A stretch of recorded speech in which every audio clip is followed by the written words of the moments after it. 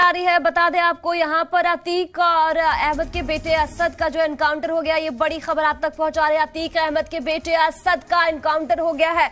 तो बड़ी खबर ये आपको बता रही हूँ कि अतीक अहमद के बेटे जो असद है उसका एनकाउंटर हो गया है।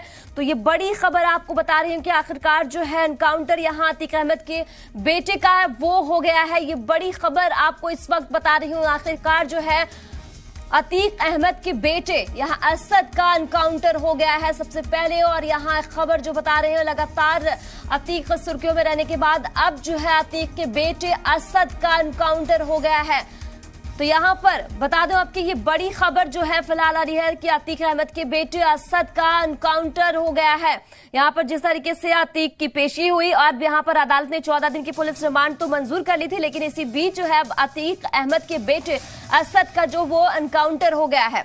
तो बता दें आपको कि ये बड़ी खबर जो है वो आ रही है।